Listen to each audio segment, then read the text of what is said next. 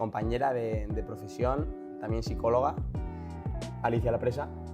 O sea, el psicólogo deportivo debería estar antes de que esté el problema. ¿Qué diferencia ves entre ser psicóloga e ir a terapia? Yo es que cuando voy a terapia, o sea, es como que de repente me olvido de mi rol de psicóloga. O sea, ¿para ti la psicología te ha cambiado la vida en el sentido de analizar las cosas y tal? ¿O? Acabas el máster y dices, vale, sigo sin saber nada. Los coaches, ¿qué opinas? Buen melón, ¿no? Mi consejo para ella es que piense qué está pasando en ese bloqueo, ¿no? ¿Qué es lo que le está bloqueando? ¿Qué es eso que te está limitando tanto? ¿Hasta qué punto te parece difícil encontrar trabajo como psicóloga deportiva en Zaragoza? O sea, si yo ahora voy al psicólogo y ese psicólogo o psicóloga sabe que yo también lo soy, ¿tú crees que algo de presión le metería, no? Sí, o sea, por desgracia que la gente esté muy mal, ¿no? O sea, hay que Sí. vivir. Es que esa es la diferencia entre psicólogos y coach.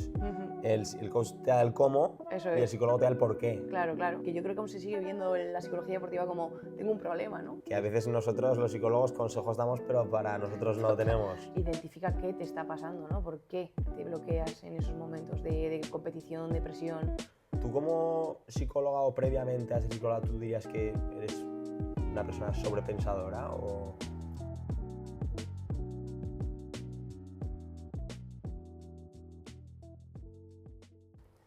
Hola a todos, bienvenidos otra vez al Real Zaragoza Club de Tenis, podcast número 16 ya.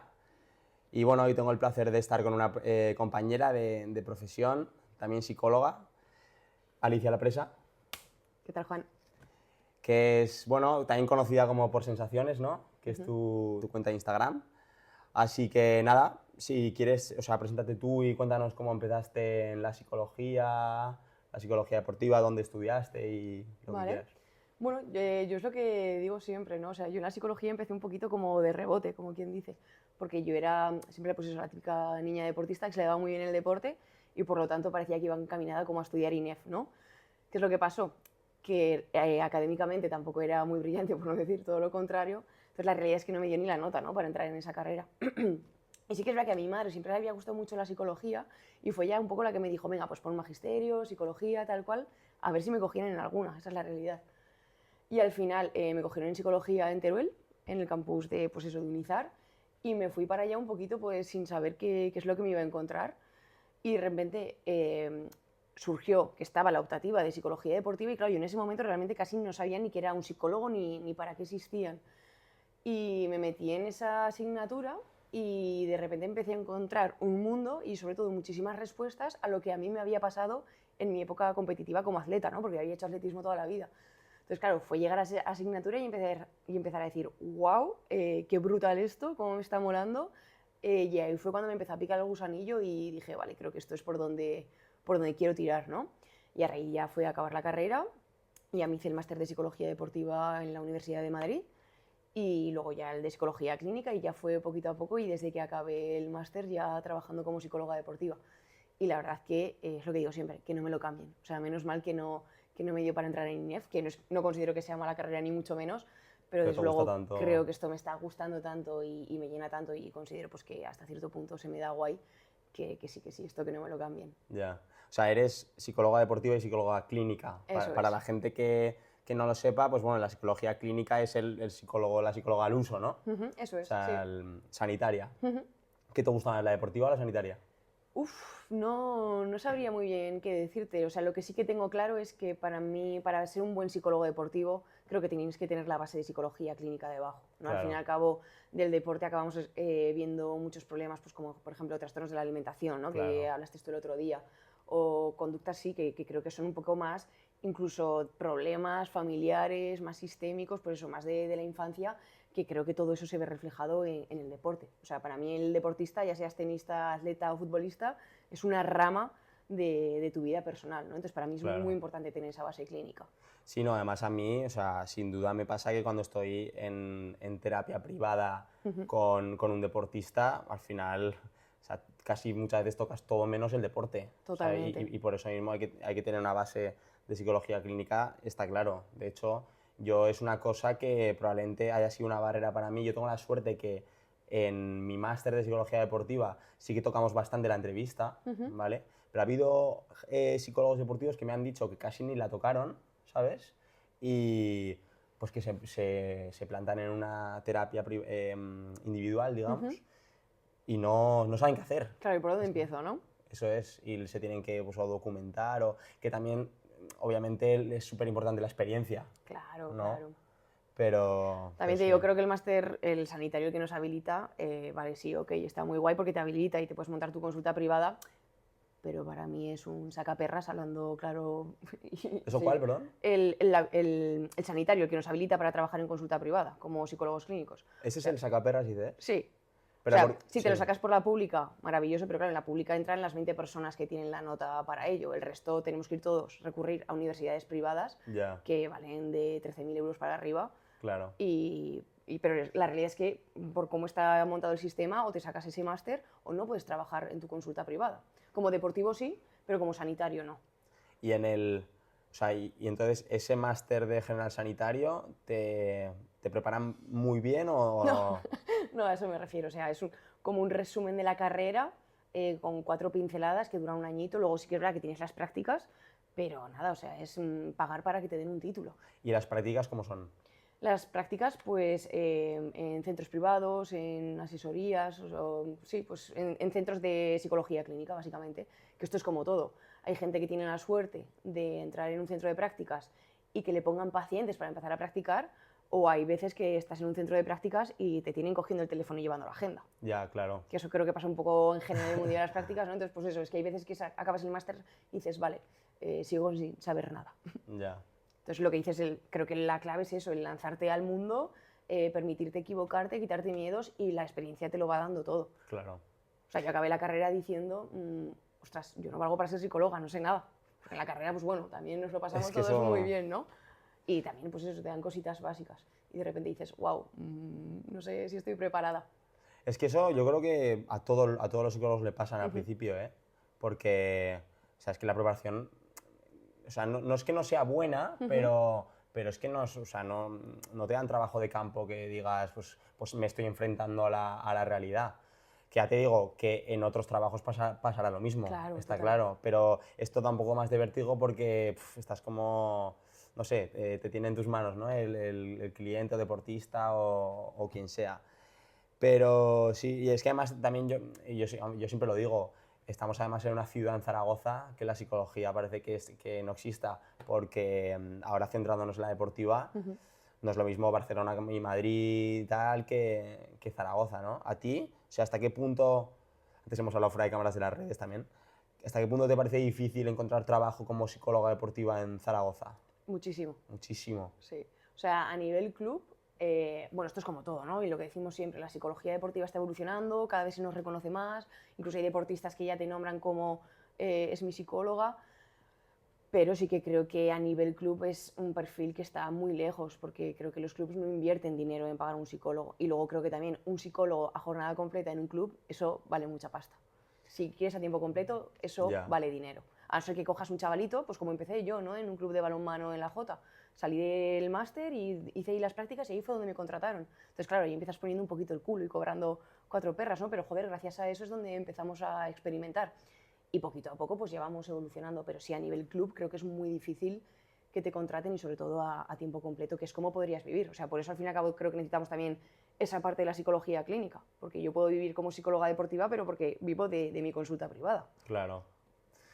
Sí, pero es que es curioso porque, claro, el Real Zaragoza no tiene psicólogo deportivo y, por ejemplo, en este club, pues yo empecé como tú. O sea, al final te metes por prácticas, este es el club de toda mi vida y al final pues acabo de psicólogo aquí. Pero, claro, o sea, ¿tú crees que es más por la situación económica de la institución o por cultura de la ciudad, de la psicología? Yo creo que un poquito de todo, Yo ¿no? es O una sea, mezcla. por desconocimiento muchas veces de para qué sirve un psicólogo, también por escepticismo de qué me va a enseñar este a mí que yo no sepa, o sea, me vas a enseñar tú a cómo tratar a mis deportistas, ¿no?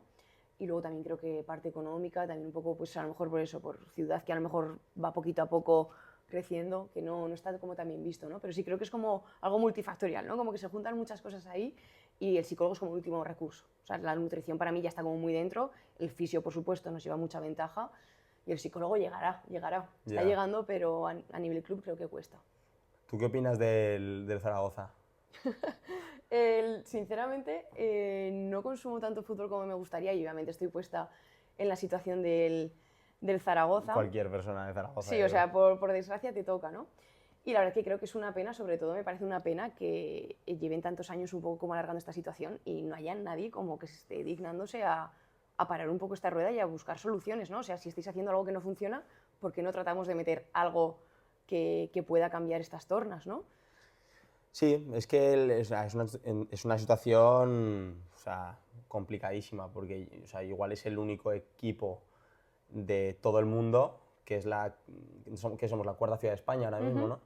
Que tiene la cuarta ciudad de España en segunda división durante 13 años. O sea, entonces, todo lo que psicológicamente engloba eso, tanto de cara al aficionado, de cara al jugador, o sea, es que es una vorágine de la que no salimos, porque claro, encima, esa es la cosa, hay tantas ganas de subir a primera que exiges subir a primera, pero claro, como la situación económica del club no es buena, ahora está mejor, pero como no es buena, pues entonces no puedes fichar a jugadores que te suban. Claro. Y claro, los jugadores más caros también en cierto modo son los que psicológicamente son más buenos. Claro. Es que todo es un poco así, ¿no?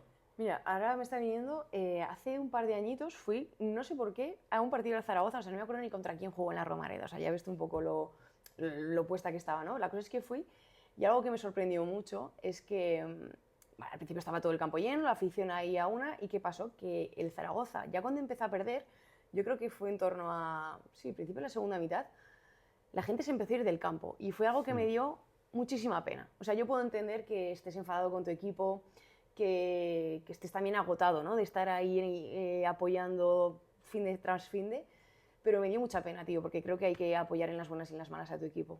Ya. Ya digo, esto lo vivo desde fuera, no vivo el fútbol de esa manera, antes de cría sí, ahora no soy del Zaragoza, entiendo el cansancio y hay que también respetar que la gente decida irse del campo, pero sí que fue algo que me frustró, ¿no? Porque luego eso lo vemos con los niños, ¿no? Tu niño deja de brillar en el deporte y el padre empieza a hacer feos, ya no te va a ver competir y no me parece un buen ejemplo. Ya. Sí, es que además yo siempre lo digo, lo que es la masa en sí, y en un campo de fútbol, o sea, es que es la definición de masa. A la masa es difícil de educarla y la masa zaragozana en la Romareda es complicada. ¿Sí? Porque mucho insulto, mucha presión. Claro, además, lo que tengo entendido, Juan, es que cuando juegan en Zaragoza su rendimiento baja considerablemente, ¿no? Por la presión que supone nuestro público. Sí, sí, sí. O sea, eso es, el Zaragoza, que también es lo que te iba a decir antes, igual es el único equipo de todo el mundo que juega casi peor en casa que fuera. O sea, y eso es, o sea, que el contexto hostil, digamos, es jugar de local. Es lo mismo que si llegas a casa y sientes, pues bueno, pues que tus padres no te hacen caso, o que tus padres no paran de meterte presión aunque tú no hagas las cosas mal, ¿verdad? Total, ¿No? total. Qué algo pena. parecido. Vale, bueno, vamos a seguir hablando un poco de todo, de psicología. Como tenemos varias secciones, ¿vale? Lo primero que vamos a hacer es responder los dos, porque los dos somos psicólogos deportivos, a la pregunta del anterior invitado, ¿vale? Y la pregunta es la siguiente. Yo tengo una pregunta, además es que lo hemos padecido en el Zaragoza, que es ¿cómo gestionas la frustración del fracaso? Pongo un ejemplo, tantos delanteros que hemos tenido temporadas que no han llegado a meter un gol, que al final entran en una dinámica que yo creo que es muy difícil salir sin ayuda. ¿Cómo se gestiona ese fracaso o ese mal resultado que no está libre de esfuerzo, que esfuerzo hay? Pero ¿cómo gestionas? ¿Cómo sacas a ese profesional o a ese jugador de esa dinámica tan mala que creo que además la cabeza debe de sufrir muchísimo? Vale, bueno, yo creo que para sacar a un futbolista o a cualquier deportista, ¿no? Pero en este caso fútbol, de una mala racha o ya cuando se mete en esa dinámica, creo que es muy importante para empezar a acompañarle emocionalmente en ese momento, ¿no? O sea, darle ese espacio de emocionalmente expresarse, que yo creo que muchas veces es lo que nos falta a los deportistas y sobre todo en el mundo del fútbol, ¿no? Como vamos a permitir expresar que estás mal, que estás jodido, triste, enfadado o lo que sea, ¿no? Y una vez ya hemos empezado a validar esas emociones, creo que es importante como traer al presente todo lo que sabes hacer, lo que dominas, tus puntos fuertes y empezar a llevar tu atención a todo eso que sabes hacer, ¿no? Porque, vale, te has metido en una mala racha que te está pesando mucho emocionalmente, hostia, pero ¿qué estaba pasando antes de eso, ¿no? ¿Cómo sabías jugar? ¿Cómo te defendías? ¿Cómo hacías tu técnica, tu táctica? Y volver a llevar la atención a eso, ¿no? Porque si no llega un momento que yo creo que el futbolista lo que está haciendo es llevar su atención al fallo y lo que quiero es dejar de fallar y por lo tanto estás llevando más la atención a eso, ¿no? Y vas a fallar, vas a tener miedo a hacer pases, vas a tener miedo a acercarte a portería. Entonces ya te digo, yo me olvidaría del fallo, es normal que esté ese miedo, pero no, vamos a ver a lo que tengo que hacer en cada momento, ¿no? Y empezar a marcar objetivos en esa dirección y esos objetivos que poquito a poco te vayan volviendo a generar como la confianza, ¿no? Eso es. O sea, mira, yo, igual parece que nos hemos preparado la respuesta y tal, pero iba a decir justo eso. ¿Sí, o sea, justo, primero validar la emoción, o sea, no suprimirla, no decirle está todo bien, no, o sea, yo te escucho, explícame tal, y luego, como tú dices, poco a poco ir generando, pues eso, atención en focos relevantes, ¿no? Y positivos, así que yo un poco lo mismo. Pero ya te digo, para mí, lo más importante, porque además ahora hablamos de los coaches y tal, yo creo que ahí un coach que está de moda ahora mismo te diría simplemente, no, pues ponte estos objetivos y visualiza esto, tal, pero no hace el trabajo el psicólogo previo que tú has dicho de primero normalizar esa emoción, ¿no? que le pasa. Así que, nada, pensamos igual, no hay debate. Qué bueno. Así que, Sergio, gracias por la pregunta. Que lo que te digo, los coaches, ¿qué opinas? Uf, buen melón, ¿no? Para mí, intrusismo totalmente. Para mí también. O sea, lo tengo claro. Otra cosa es que seas psicólogo y además te formes en coach para adelante. Claro, ¿no? O sea, para mí, eso al fin y al cabo, adelante. el coach es una herramienta dentro de la psicología. Eso es. Entonces, Yo hago de coach muchas veces, claro, y tú también hablas de coach. por supuesto. Pero sí que abordar o que se llene la boca, ¿no? Como que eso es psicología, creo que te falta toda la base, ¿no? Que es lo que tiene valor. Claro. Es que, mira, ahora que esto podría generar debate entre tú y yo como psicólogos, ¿tú qué crees que es, o sea, ¿tú qué crees que sería más beneficioso para trabajar como psicóloga? ¿Tener solo la carrera o ser solo coach y tener mucha experiencia? Más beneficioso, o sea, ¿qué me resultaría más fácil para encontrar Sí, trabajo? o sea, más beneficioso me refiero ¿con qué harías mejor tu trabajo? No para buscar trabajo, o sea, para buscar, bueno, sí, es otra pregunta buena, para buscarlo. Vale, ya has dicho con la carrera o siendo coach y con mucha experiencia. Sí, eso es. Hostia, es que con la experiencia que tengo en la carrera, o sea, la carrera para mí se queda también muy cojita. Por eso, o sea, O sea, tú estudias en Teruel, me has dicho. Sí. Ya. Yo estudié no te lo he dicho, yo estudié en la pública del País Vasco, en Vale. San Sebastián.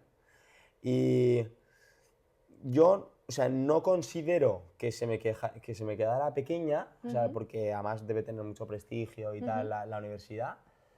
Pero sí que es verdad que, pues eso, lo que hemos hablado antes, que la experiencia lo es todo, claro. ¿verdad? Sí, al fin y al cabo con coach, pues eso, es que nada que hagas 4 preguntas bien hechas, hay a gente que le puede servir muchísimo y encima si tienes experiencia, pues mejor, y creo que va a ser más fácil que posiblemente alguien que salga de la carrera, que es como, vale, ¿y con esto qué hago? Ya. Nada. Es que yo creo que es un poco confuso este tema porque mi opinión es que también un coach puede hacer mucho efecto placebo a una persona. O sea, por el simple hecho de tú eres mi coach y me estás dando estos consejos, pues entonces, igual, por lo que hemos hablado antes del foco, igual me quita el foco a los miedos, a la ansiedad competitiva y tal, y lo hago todo bien. Total. Pero no te va a dar lo que te va a dar un psicólogo cuando el trasfondo del problema, es que yo ahí creo que está la diferencia, cuando el trasfondo del problema es muy amplio. Claro. O sea, o sea, imagínate que la ansiedad competitiva de un jugador o una jugadora venga de los padres, que esto es un melón que ahora vamos a hablar de eso, ¿sabes? Y no, el coach solo te dice, ponte el objetivo el anclaje tal, ¿no? Sí, yo total. creo que ahí está la Sí, diferencia. eso es además como todo como súper positivo, ¿no? Eso es. Yo siempre digo que no podemos tirar mensajes súper positivos rollo Mr. Wonderful, ¿no? De voy a ganar seguro. Yo lo mismo, yo digo lo mismo. No, o sea, eso no es así.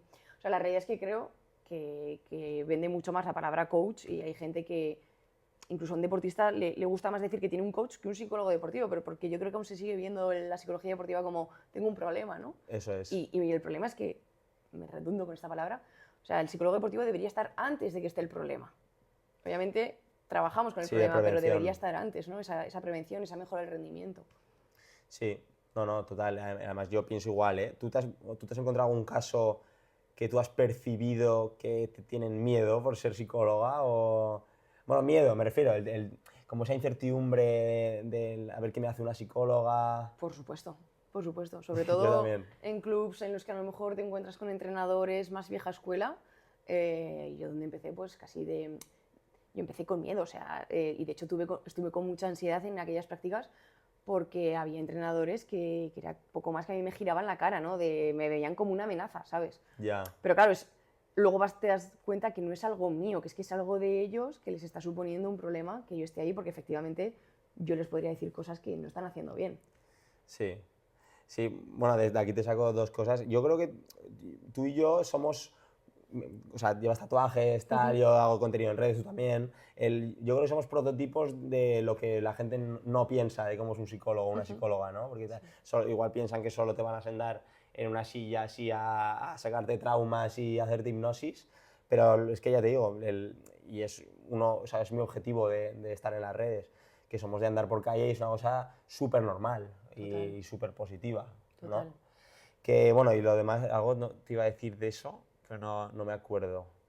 Sí, ¿a ti te ha pasado alguna vez que has hecho alguna sesión o que te ha llamado un club para dar una charla o tal? Y bueno, bueno, más que de esto, ¿de padres has hecho algo? ¿Con padres directamente? Sí. Sí, sí. Es que a mí hay una cosa que me ha pasado cuando has dicho lo de girar la cara y tal. Hay una cosa que he pensado que cuando he hecho talleres de padres en clubes que me han llamado para hacerlo, justo yo creo que los que peor se portan son los que no vienen, ¿no? Por supuesto. Los que vienen son unos encantos, son súper escuchadores, pero es que los malos padres, que ahí va el melón que abrimos ahora, Total. o sea, es muy complicado, Sí. ¿no? O sea, lo que dices, los padres que participan en estas cosas normalmente suele ser gente que está dispuesta como a aprender o incluso a aceptar que hay algo que no está haciendo bien. Pero efectivamente suelen ser 10. El resto de los que no vienen es eso, o sea, no, esta chica, además esta chica joven, ¿no? No tiene nada que Sí. enseñarme a mí. Es que, claro, a mí, ahora me cuentas tú, para mí lo más complicado del tema de los padres, cuando trabajo con un deportista o una deportista, es ese rol de autoridad, ¿no? La figura de autoridad que muchas veces parece que valga todo y sabes de todo cuando tienes ese rol, ¿verdad? Entonces, claro, muchas veces esto lo pienso, ¿cómo le dices al jefe que él es el problema? ¿Sabes? Es que... Con mucha vaselina, supongo, ¿no? O a veces no tanta, o sea, creo que hay veces que también tenemos que decir las cosas lo más claro posible. ¿Y a ti eso te cuesta? ¿O... Depende un poco, claro, obviamente siempre hay pacientes, ¿no? Deportistas o padres que nos generan también a nosotros como más barreras, ¿no? Siempre hay gente con la que me resulta más fácil y hay otros que me cuesta un poquito más. Y Ya. luego lo mismo, siempre hay gente que dice, vale, sí, no, que tienes razón, Alicia, que esto es algo que estoy haciendo yo, pero siempre también hay gente que te dice, no, yo no estoy haciendo esto, lo estoy haciendo todo perfecto. Entonces, claro, muchas veces es como, bueno, pues yo voy a trabajar con tu hijo, pero yo ya sé que porque a mí me vea 1 hora cada 2 semanas, yo poquito voy a poder hacer. Claro. Porque si es un chaval de 10, 12, 13, 14, 15 años, si digamos que el problema y la presión la tiene en casa, yo Claro. lo tengo jodido. Sí, además hay padres que también manipulan en el sentido de te dicen que todo bien, tal, pero luego el contexto del hogar es otra total. cosa. O sea, que no... Igual hasta dicen, ¿esto que te ha dicho la psicóloga? No. Claro, O tal. la mierda dentro de casa, ¿no? Sí, es complicado. No, y además es verdad, ¿eh? Otra, es que claro, se me están ocurriendo todo el rato como, aquí no hay nada preparado en este podcast, como problemas que me suelen surgir a mí, a ver si a ti te pasan y tal también. Yo creo que el problema más común de los psicólogos, corrígeme si me equivoco, es la falta de autonomía del deportista.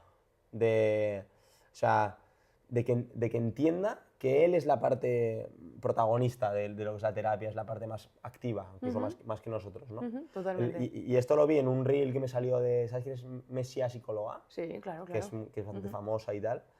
Y también lo tiene puesto en el estado de WhatsApp y tal. Y es que no puedo estar más de acuerdo. ¿Tú? Totalmente, sí, o sea, es el sujeto con el que trabajamos en consulta el principal, sí, o sea, lo que has dicho, autonomía. Quiero decir otra palabra que no me sale. Protagonista. El protagonista, sí. Pero claro, muchas veces, según la edad que tiene esa personita, me parece muy complicado. Porque si en casa te roban esa autonomía, o incluso ponen en evidencia o en entredicho muchas de las cosas que nosotros decimos, que yo creo que eso también en casa muchas veces les confrontan con lo que nosotros trabajamos. Claro. Sí, no, y además es que es es fundamental que el psicólogo y la familia, en este caso también depende de la edad que tenga el hijo o la hija, que vayan en la misma línea, ¿no? Es que solo faltaba, porque, Claro. sobre todo por lo que hemos comentado antes de los roles de autoridad y todo eso. Pero claro, es que igual quedan 100 años para que se normalice tanto esto, que se eduque a los padres o que ya ¿no? crezca una cultura sabiendo este tipo de cosas. Yo lo que veo mucho también con los padres es que, bueno, obviamente todos cuando empezamos la terapia es como nos llaman y lo quiero para ayer, ¿no? O sea, nos empiezan a meter como esa urgencia. Y yo creo que en los padres se ve mucho eso, cuando te dejan a su hijo menor de edad en la terapia y ya te empiezan a escribir, oye, mira que mañana hay competición, enséñale rápido esto, es como que te están diciendo en lo que le tienes que enseñar, ¿no? Y te empiezan a meter como esa prisa y, joder, es que todavía no va mejor en la competición y es como, hay que intentar darles como ese aliento de esto lleva su tiempo y sobre todo esto va a llevar el tiempo que la cabeza de tu hijo necesite. O sea, que no es ni la tuya ni la mía. O sea, ya a un niño no podemos meterle nosotros también esa presión de tendrías que estar haciendo esto ya. O sea, cada uno es un mundo y necesita su tiempo. Claro. Sí, es que además el tema también depende de la edad, pero el tema del rendimiento es un melón también, porque ya te digo, la demanda muchas veces de los padres es de rendimiento. Y luego tú como psicólogo trabajando cosas súper amplias, pasado, súper de trasfondos de problemas y tal, te das cuenta que lo último que tiene que hacer esta persona es rendir. O sea, primero solucionar problemas, cosas que te pasen extradeportivas y luego ya veremos si eres el número 1 del mundo de Claro. tal. Además es que el rendimiento, si no hay salud mental detrás o no está todo bien colocadito, muchas veces creo que no vale tanto. Eso es. Sí, y al final también que coge tu hija, tu hijo, se puede lesionar mañana de gravedad y no jugar más al deporte en su vida. Entonces ese rendimiento que vale, ¿no? Total. Sí, no sé, es que es un tema, el tema de los padres es para todo, y está en boca de todos también, que esto es muchas veces un problema. Ojo, que no es solo un problema, muchas veces son los que facilitan todo. Por supuesto, por supuesto. Claro. Obviamente. Sí, porque si no estuvieran ellos, obviamente ese chaval posiblemente no estuviese viniendo a Claro, consulta, el rol ¿no? logístico, económico y tal, pues son ellos. Y también decir que obviamente lo hacen de la mejor manera que saben, ¿no? Vamos a ver un poquito ese sustento también a los padres, que si lo están haciendo así es porque es como saben hacerlo, como han aprendido ellos y no hay más, ¿no? Entonces creo que también eso hay que validárselo, por supuesto, a ellos. Que vamos a hacer las preguntas de Insta. Venga. ¿Vale? Las tengo aquí, me voy a levantar. ¿Vale? Y pues eso, damos cada uno nuestra opinión. Vale, pues primera pregunta, Somarda08. Tiene que ver con el tema que estamos hablando. ¿Cómo sobrellevar la situación de ser padre y la de entrenador? Pone la de ser padre y la de ser entrenador, pero supongo que se referirá a trabajar con un padre que también sea entrenador. ¿No se puede abrir? Y a lo mejor te salen más cosas. Ah, vale, no. No, son 3 puntos suspensivos. Vale. Ser padre y ser entrenador de tu propio hijo, entiendo. Supongo, es que claro, se puede responder de muchas perspectivas. Si quieres responder a tú así, y yo le respondo de si yo soy psicólogo y me enfrento a un padre que también es entrenador. Vale. ¿Cómo gestionar el ser padre y entrenador de tu propio hijo? Bueno, o sea, me parece una situación bastante compleja y en la cual creo que el padre tiene que estar, padre/entrenador, muy bien amueblado para saber separar fútbol y vida personal en casa, porque creo que si eso no lo sabes hacer, creo que ese niño puede comer mucha mierda dentro de casa que creo que no le corresponde.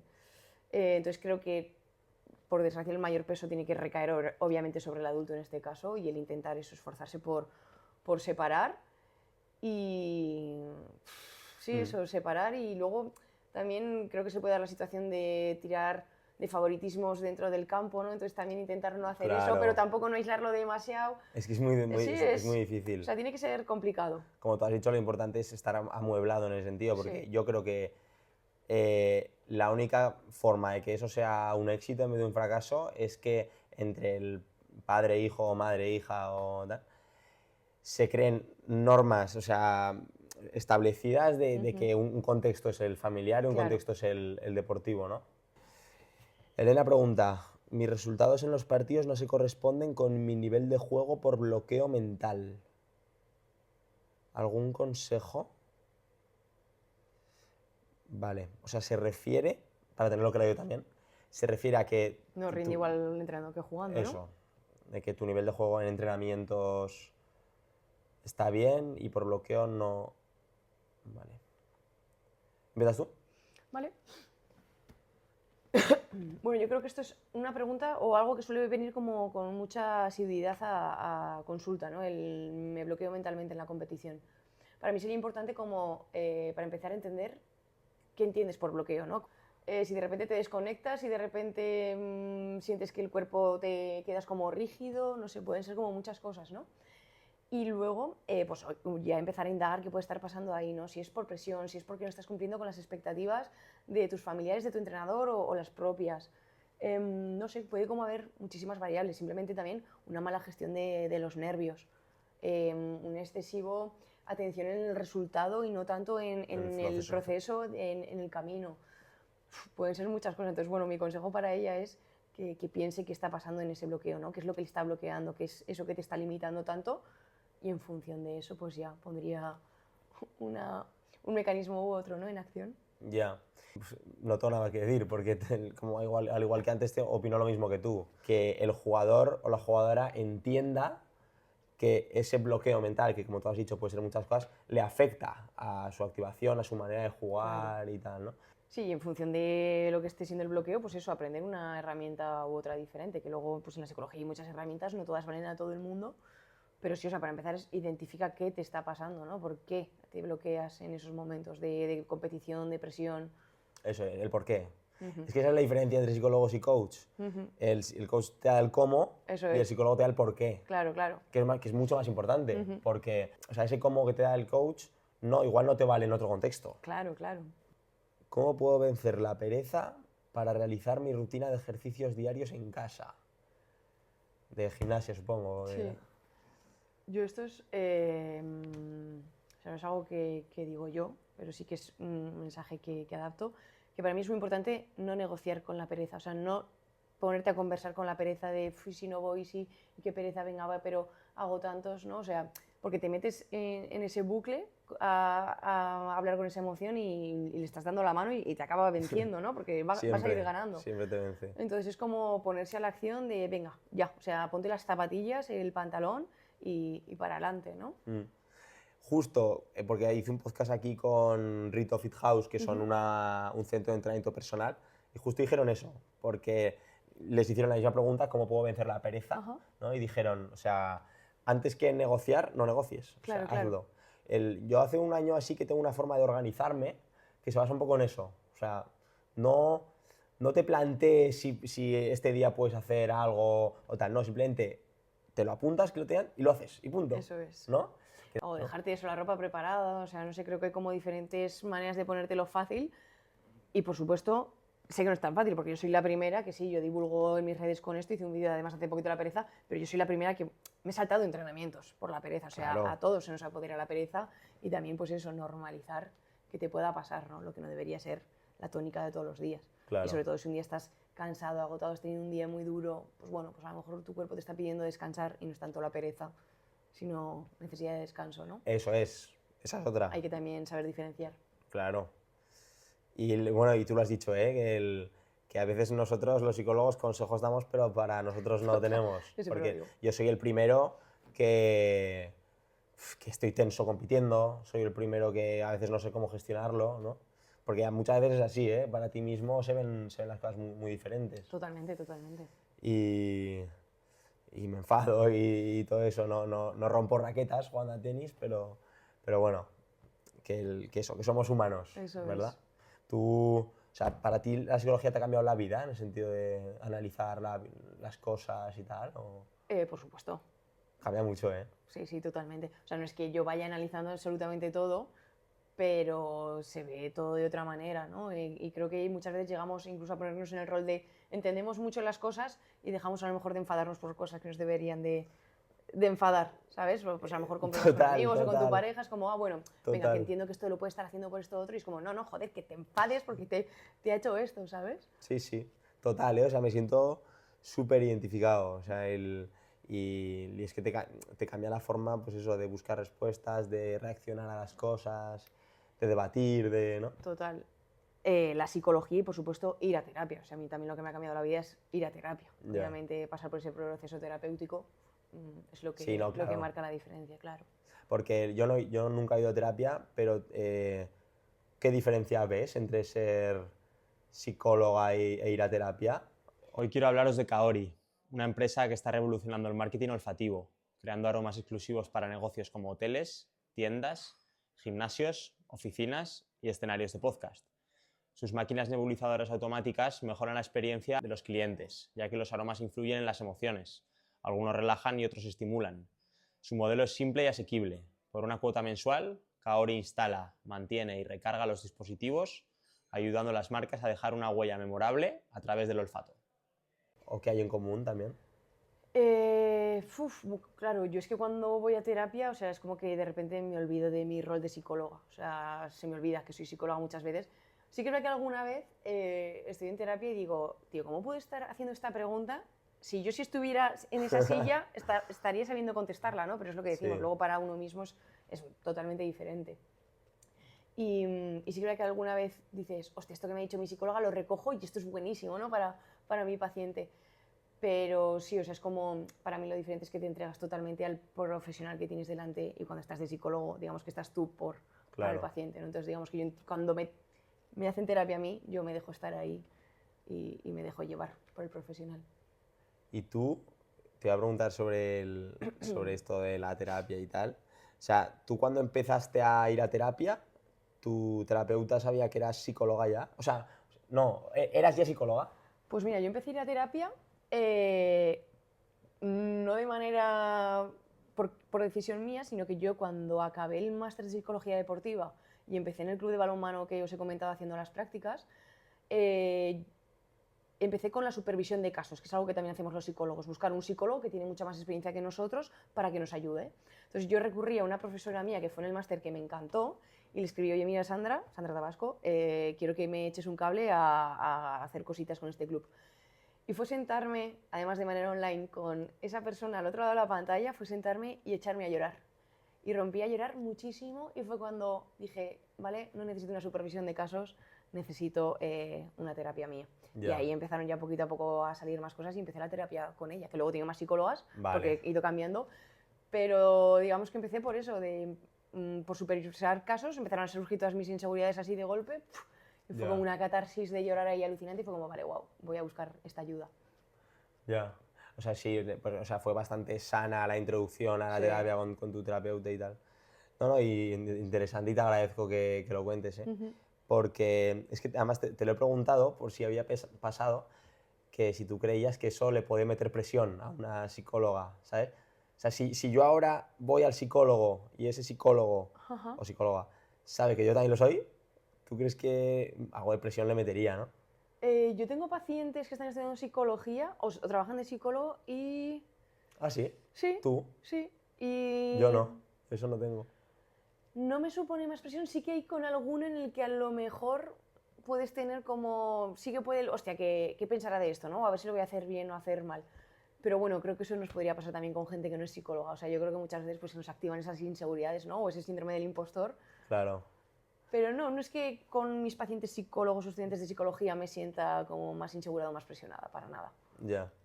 Es que, claro, yo como me conozco, o sea, y sé cómo soy hablando, pensando y tal, yo creo que tendría que hacer un ejercicio muy grande, y lo haría, ¿eh? Porque, o sea, no desprestigiaría al psicólogo delante ni por nada del mundo, ni aunque pensara que no tenga razón en nada, Claro. ¿sabes? Pero yo creo que tendría que hacer un ejercicio muy grande para no dar como mi perspectiva de psicólogo de lo que me pasa a mí también, ¿sabes? Que bueno, que igual también la podría ¿Eso dar y estando sería de sano. psicólogo te refieres? Eso estando, no, eso estando de paciente. de paciente. Bueno, a ver, ¿Sabes? o sea, al fin y al cabo yo creo que cuando estamos en el rol de paciente todos damos nuestra opinión, o pienso que Ya. puede venir de esto, aunque no Sí, sea sí. psicólogo, ¿sabes? Claro. Sí, pero yo digo con ese también matiz de dar igual mi opinión Bueno, no sé. De todas formas, Igual si estoy eso yendo te para pasa, las yo creo ramas. que el psicólogo te dirá, Sí, Juan, párate, ¿no? Sí, sí. que Sí, la que estoy yo, trabajando claro, soy yo. Claro. Sí, porque además yo también haría eso cuando... Es que es difícil verse de O sea, de te la lo persona. recogerían, ¿vale? Bueno, Juan, es interesante Ya, esto, pero vamos a pero- ver qué opinas de esto otro, ¿no? Pero el que pagar es tú, ¿no? No, total. No, pero sí, esto es interesante y mucha gente me lo ha preguntado también. Ujú. Vale, y ya la última, Carlos pregunta, ¿cómo puedo quitarme el miedo a fallar y ser más valiente? Fallando. Sí, ¿no? Fallando. Sí, no me acuerdo, es una frase que siempre digo yo también en consulta y además no me acuerdo a quién se la leí. Ah, bueno, puede que a Pep Mari, que es uno de los Sí, lo psicólogos conozco. más reconocidos a nivel nacional, que da más confianza fallar y equivocarse que no fallar y quedarte paralizado. O sea, Ya. si fallas ya lo estás intentando. Obviamente hay que ver de qué manera lo estás intentando y redirigirlo, pero poquito a poco eso te da más confianza que quedarte siempre quieto, estático y sí, de ahí no te mueves. Eso no puede dar confianza nunca. Te Sí. puede dar una falsa sensación de seguridad, yo creo, pero confianza no te dará. Sí, es que además también luego muchas veces cuando estás en estado de flow, que hemos comentado antes, cuando te sale todo, el fallo no importa. Claro. Entonces lo que es el fallo no tiene unas consecuencias muy graves, siempre, ¿no? Muchas veces es lo previo Claro. al fallo, ¿no? El pensar. Sí, o sea, creo que también hay que ir como haciendo una aproximación poco a poco, ¿no? Claro, desde del fallo a qué te ha llevado al fallo, entiendo que hay como un montón de mecanismos de ejecución de movimientos, entonces es poco a poco ir acercándose a cada uno de ellos, Eso es. dominándolo, esa técnica, ¿no? Hasta que al final se ejecuta todo bien. Eso es. Pero sí, o sea, creo Sí. que es ya no tanto vencer el miedo, sino permitir que ese miedo te acompañe y que el miedo va a estar ahí, claro que el miedo te va a acompañar ante el Claro. fallo.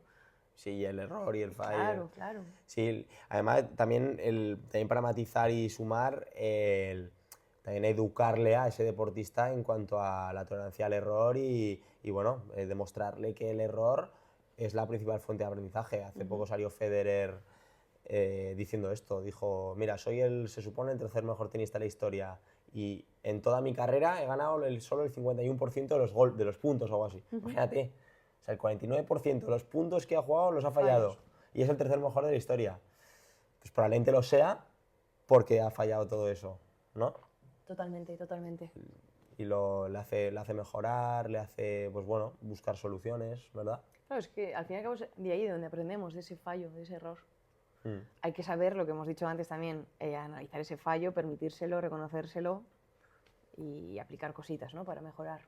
¿Tú crees que el ser bueno mentalmente o fuerte mentalmente, que también esto es muy ambiguo, pero bueno, vamos a generalizarlo, ¿tú crees que depende más veces del trabajo psicológico o de personalidades innatas?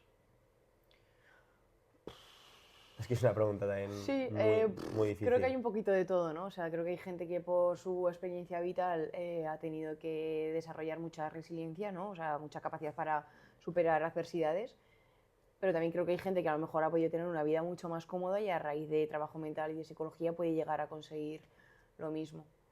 Sí, es que es un poco de las dos. Sí. Y en el altísimo rendimiento, ¿tú crees?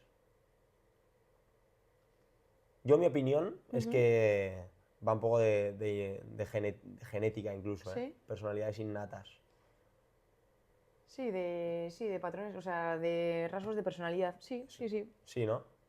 Porque, si voy al extremo, pues eso, Messi, Cristiano, Alcaraz, Nadal, o sea, son personas que son la cátedra de la psicología deportiva sin igual ni haberlo trabajado, Total.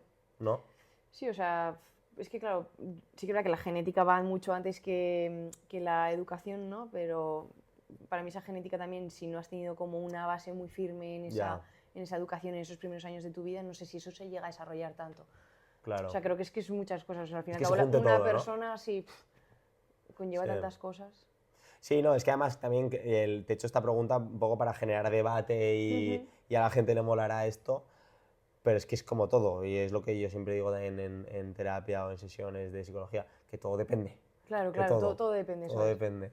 Claro, porque tú puedes tener a el lo mejor esa contexto. personalidad que eres un tiburón, pero si no te han sabido guiar y no se te ha dado la oportunidad, a lo mejor no has tenido la manera de explotarlo, o has tenido a alguien que te ha estado capando mucho por arriba y no lo has podido desarrollar o potenciar incluso. Sí. ¿No? O sea, es que es lo que decimos, depende de tantas situaciones. ¿Tú, tú como psicóloga o previamente a ser psicóloga, tú dirías que eres una persona sobrepensadora o...? Sí, muchísimo. Yo también lo soy habiendo estudiado psicología incluso esto se incrementa y tal. ¿Tú esto lo consideras barrera o fortaleza para superar problemas? Creo que también, una vez más, depende del momento, porque o sea, yo misma he llegado a momentos que me meto en unos bucles rumiativos que es agotador. O sea, hay Claro. veces que me gustaría apagar un poquito más esto, ¿no? Sí, Y no, y no a mí pensar también. tanto y darle tantas vueltas a todo. Sí, es que, claro, hay gente que, también hay gente que parece que no piensa mucho y luego piensa mucho. Yo creo que si eres muy, como te he dicho, rumiativo, sobrepensador, yo creo que o sea, es una fortaleza, pero en cuando tienes o ayuda o las cosas muy claras de qué es lo que Claro. hay que pensar, ¿no? Pero sí, esto es el otro debate, están saliendo muchos y muy interesantes, la Sí, verdad. ya haremos otro, Juan. Eso es, eso es. Que, vale, pues las preguntas de Insta ya han acabado, Vale. ¿vale? Entonces, ahora lo siguiente que vamos a hacer, la sección de que Alicia me pregunta o sea, que me hace una pregunta sobre psicología, eso no lo vamos a hacer, porque estamos hablando de psicología todo el rato y dando nuestra opinión. Pero vas a recomendar un libro, Vale. ¿ok? No me ha dicho a mí el libro aún, pero no necesariamente tiene que ser de psicología, de lo que sea. ¿Lo tienes pensado? Sí, sí. Bueno, tengo como varios en la cabeza, pero voy a decir uno a ver si alguien le llama. Vale. Lágrimas por una medalla, de Tania Lamarca, que es una ex gimnasta olímpica, ganó las Olimpiadas en Atlanta del 96, siendo, bueno, se llamaban las niñas de oro, eran todos menores de edad, no me acuerdo la edad que tenían, qué rabia, no sé si eran 12, 14, 15, 16 años, cuando estaban yendo a las Olimpiadas, un equipo de gimnasia rítmica español, y es su historia biográfica de cómo vivió esa época de las Olimpiadas en sí, y me parece muy duro porque se ve muy claramente cómo se les expone a cosas con alimentación, se ven los trastornos de alimentación, etc, etc. Y cómo sufren unas niñas ese mundo de la alta competición. Y sobre todo, pues bueno, al final son las que ganan la medalla. Y hay una frase en el libro, que el último, que a mí me emocionó mucho y me parece muy guay, ¿no? Como vivir el deporte de dentro desde la perspectiva de una niña. Claro. Sí, además, como tú has dicho, o sea, es un ambiente de riesgo sin duda, las gimnastas rítmicas menores, que, bueno, tanto por comparaciones, por cultura del deporte, bueno, ya sabemos, todos sabemos ya cómo se expone a las chicas con estas cosas. Pues eso es un ambiente de riesgo total. Sí, o sea, quitarles la comida, pesajes, etc, Claro. etc, tratarles mal, no sé, me parece un libro muy duro. Y es que además fue el primer libro que me hicieron leer en la asignatura de Psicología del Deporte en la carrera, entonces me gustó muchísimo porque fue como, de repente, no sé nada de psicología deportiva, me pones el libro y es como, wow, vaya melón hay aquí dentro, Ya. vaya caldo de cultivo. Pues ahora lo que vamos a hacer es el juego, ¿Vale? ¿ok? Que, bueno, ya lo comenté en el anterior podcast, el juego de las 10 preguntas se acabó. Cani ha sido el que ha ganado el reto. Y con cada invitado voy a hacer un juego diferente. Con Sergio, el anterior invitado, lo que hice es que este era creador de contenido, hablamos una charla muy chula. Hablamos de cómo es mentalmente ser creador de contenido, que eso tiene su Vale. melón. Y le pregunté quién creía que tenía más seguidores y todo eso. Con Alicia, lo que voy a hacer es, le voy a preguntar o sea, le voy a poner siempre en contraposición a dos jugadores o deportistas, ¿vale? Y te voy a decir quién te gusta más mentalmente, Vale. ¿ok? Entonces, el que gane de cada duelo compite contra el siguiente que te diga, entonces a ver Vale. quién gana al final, Ok, ¿vale? Empezamos, venga. ¿vale? 3, 2, 1. ¿Andrés Iniesta o Novak Djokovic? Iniesta. ¿Iniesta o Michael Phelps? Phelps. ¿Phelps o Serena Williams? Williams. ¿Williams o Cristiano Ronaldo? Williams. ¿Sí? ¿Williams o Simon Biles? Simon Biles. ¿Simon Biles o Rafa Nadal? Rafa Nadal. ¿Rafa Nadal o Usain Bolt? Rafa Nadal. ¿Rafa Nadal o Tiger Woods? Rafa Nadal. ¿Rafa Nadal o Leo Messi? Rafa Nadal. Rafa Nadal, qué grande. De hecho, estaba diciendo, ojalá gane Nadal. ¿Tú eres más, a ti te mola más así, genéricamente, Nadal o Alcaraz? ¿Quién te llama más? Hostia, es que, por ejemplo, cuando he hecho la diferencia entre Nadal y Biles, lo que estoy diferenciando es la edad, la experiencia. O sea, creo que Nadal ya tiene muchos años a sus espaldas, ya nos ha demostrado en muchos momentos la capacidad que ha tenido a nivel mental de superarse. Entonces creo que Alcaraz va a ser posiblemente muy similar, pero claro, es que lleva como tan poquito, ¿no? Sí. Y lo mismo Sí, con Biles, claro, o sea, ya Biles o sea, Biles tuvo las narices de dejar el deporte para sanar mentalmente y volver. O sea, para mí eso vale oro. No sé cuántos deportistas han sido capaces de hacer eso y volver más fuertes. Pero claro, como también tiene menos años, por eso me acabo yendo con Nadal, ¿no? Porque lleva ya mucha carretera. Ya. Sí, y que al final, como antes, es que esto, lo de la fortaleza mental, lo de ser bueno o buena mentalmente es tan ambiguo, ¿no? Depende de tantas cosas que, pero bueno, así una opinión rápida y tal. Pero bueno, Rafa Nadal ganador, así que yo contento. Genial. Es que además Nadal, como ya te he dicho, he sido jugador de tenis toda la vida y tal, y Nadal, o sea, ídolo máximo. Sí, ¿no? Sí, porque es que además su personalidad, su forma de conectar con el público. Alcaraz es un poco diferente porque también conecta mucho con el público, pero claro, hasta ahora pues, Nadal era un tío pues, a la vez muy serio en la pista, ¿no? Que no te sacaba la oreja, no tal. Alcaraz, eso ha hecho que haya tenido mucho hater también. Claro. Pero bueno, a mí es un tío que me cae muy bien y se lo permito, porque además ya está instalado esto en el tenis, está mucho ahí que es una forma de conectar con el público, que te aplaudan Claro, y total. tal. No tiene nada de malo. O sea, yo creo que tanto uno como otro son perfiles que aunque no vivas el tenis o no consumas tenis, te acaban gustando, ¿no? Porque sí que yo tenis, sí, o sea, de niña creo que hice tenis en Helios, un campus de verano, y me mola mucho el tenis, pero tampoco es un deporte que siga en exceso, ¿no? O a lo mejor no tanto como puede verlo la gente, y son deportistas que aunque no lo consumas te mueven y te llegan y sabes de ellos. Claro. ¿No? Entonces algo bien estarán haciendo para incluso gente que no ve tenis se les conozca. Sí, ¿no? Y además tenemos suerte de que haya salido justo después de que se retire Nadal un tío que provoque lo mismo que acabas de decir. Total. O sea, que conectas, ¿no? Con el país, con la gente. Eso, la verdad es que hemos tenido suerte. Vale, pues ya lo último que vamos a hacer, Alicia va a hacer la pregunta al siguiente invitado, que en este caso es entrenador de fútbol, no decimos el nombre. Así que, ¿tienes la pregunta? ¿Cuál crees que han sido los aspectos clave o los aspectos en los que has hecho hincapié diferentes a la dinámica o al método de entrenamiento que estaba teniendo antes el equipo que ahora haya hecho pues eso, que haya sacado adelante el equipo? Sí, o sea, ¿qué crees que has cambiado dentro del equipo? O sea, porque que haya sido un cambio tan drástico, ¿no? ¿Qué has hecho bien para que esto haya funcionado? Vale, perfecto. Pues nada, ya lo responderás en el podcast número 17. Que eso, antes me ha dicho 16 ya, yo también pienso 17 ya, 17 podcast. Enhorabuena. Gracias, esos son 4 meses y un poco más.